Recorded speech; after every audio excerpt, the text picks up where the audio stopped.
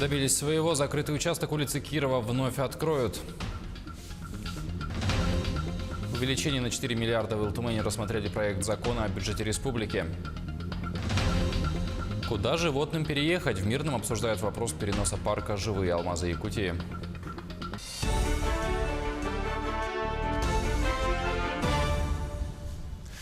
Новости в эфире. В студии Павел Танин. Здравствуйте.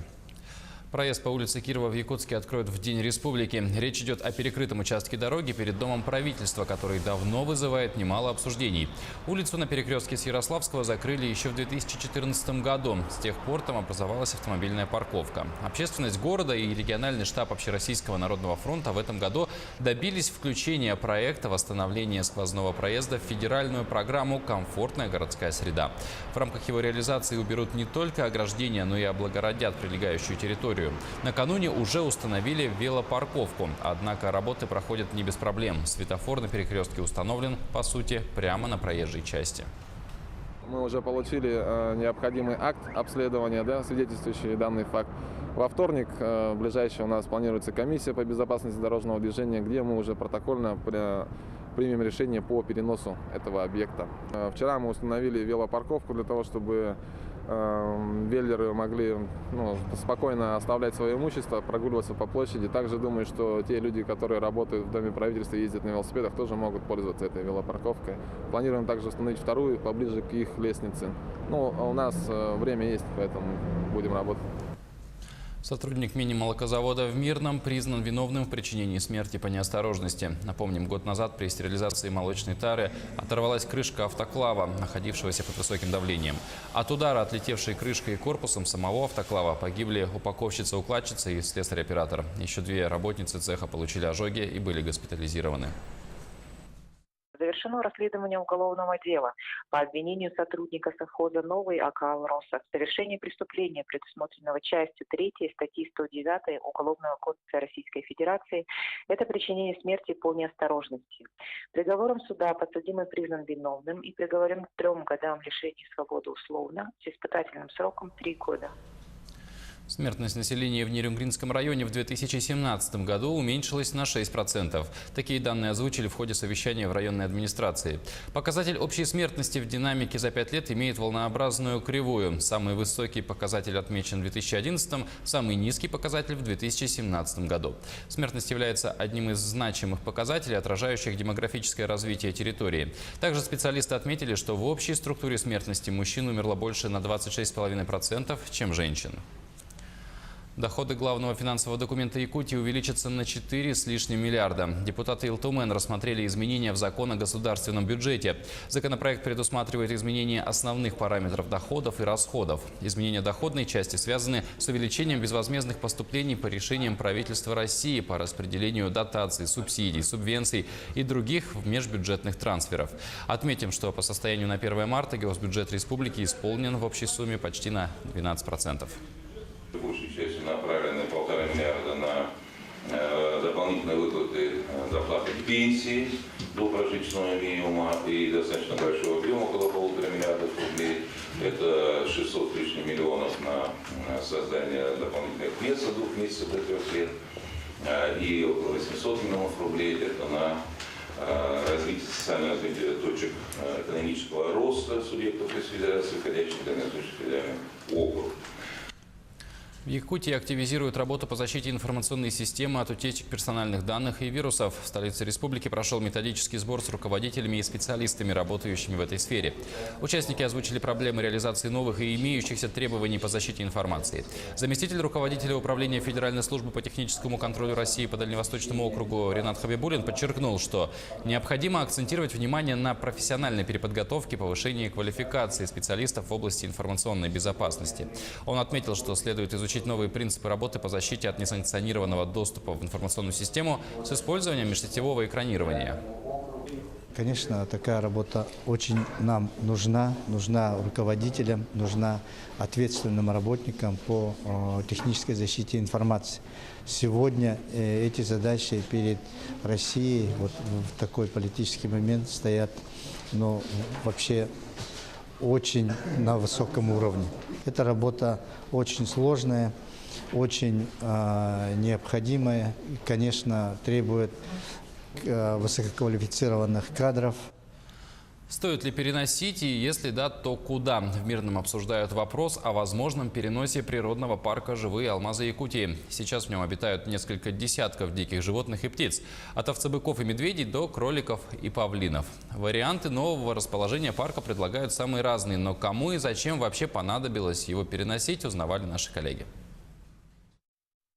В 20 километрах северо-западнее Мирного по Чернышевской трассе нефтяники обнаружили запасы черного золота, что может говорить о наличии там крупного месторождения. Но начать геологические изыскания и дальнейшую добычу нефти пока не представляется возможным. На этой территории располагается парк «Живые алмазы Якутии». Если уже начинать обустраивать месторождение, то нам придется где-то километров на 100 увеличить создание нашей инфраструктуры, то есть труб. Это будет только буквой «Зю» идти. Огибать парк. Вот.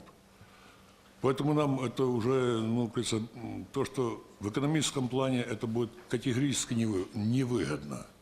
Сейчас финансированием парка совместно с республикой занимается «Алроса», как главный создатель объекта. Ежегодно компания выделяет на его содержание порядка 4 миллионов рублей.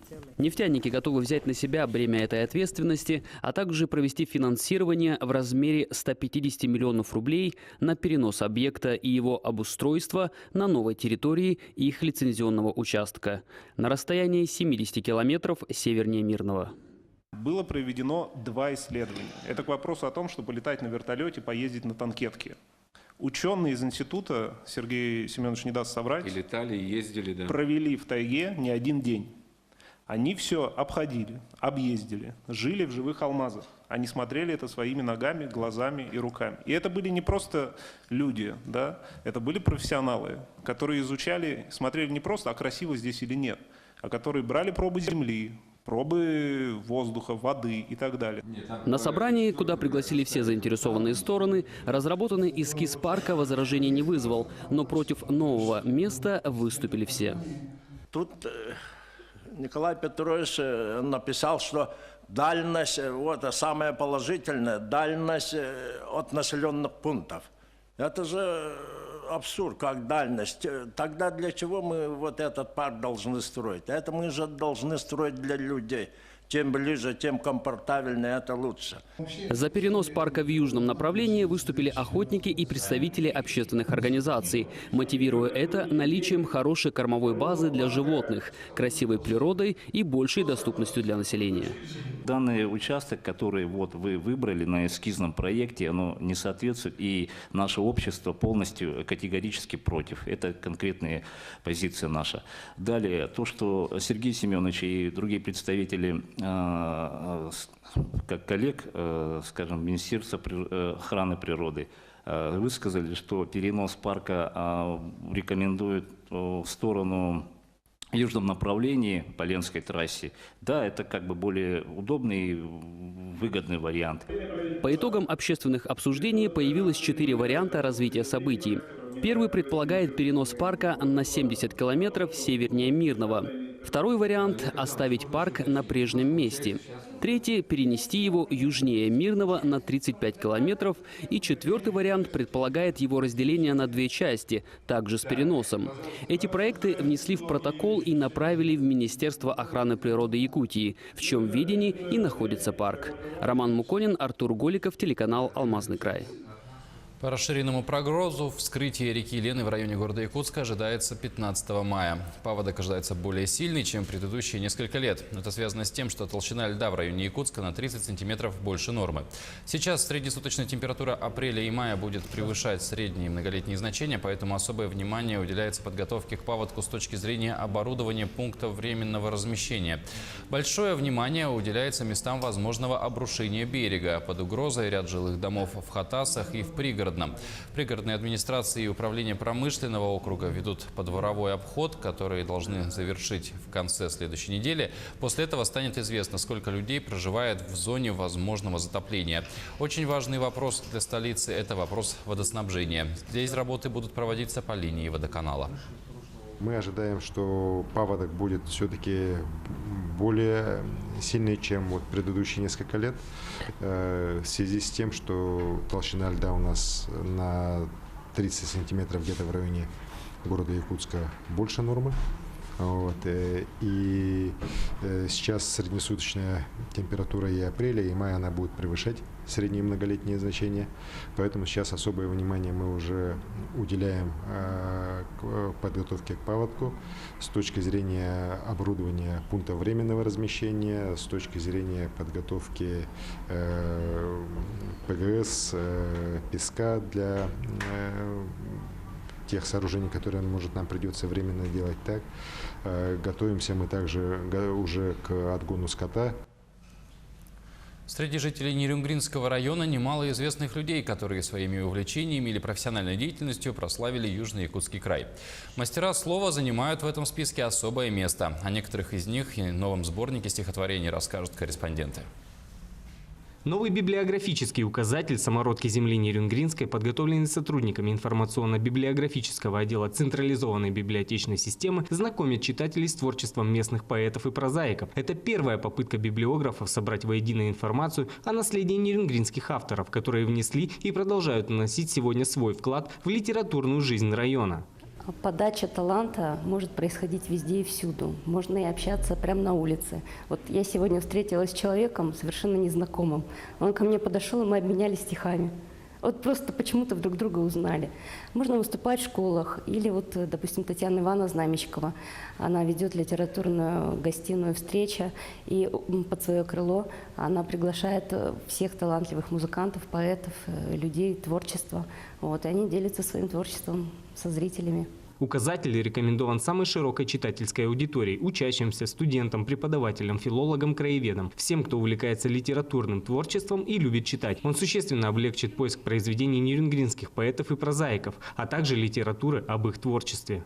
Очень большую работу проводит библиотека. Вот этот сборник, который сегодня выпустили, он будет очень популярен, потому что тех, кто постоянно работает с книгами, с поэзией, например, творческий вечер ты проводишь, да, ты уже не будешь много там книг искать, там заходить в сеть. Ты открываешь книгу, там биография, наводящие вопросы, если что нужно, уже раз быстренько нашел, какие стихи. Это очень важно. Справочное пособие вобрало в себя информацию о 59 авторах, о каждом из них приведена библиографическая справка, а также библиография литературных произведений, опубликованных отдельными изданиями в сборниках на страницах местной, республиканской и российской печати. Указатель включает более 1200 записей. Игорь Якимов, Аял Амосов, Нерюнгри. У меня к этому часу все. Оставайтесь с нами.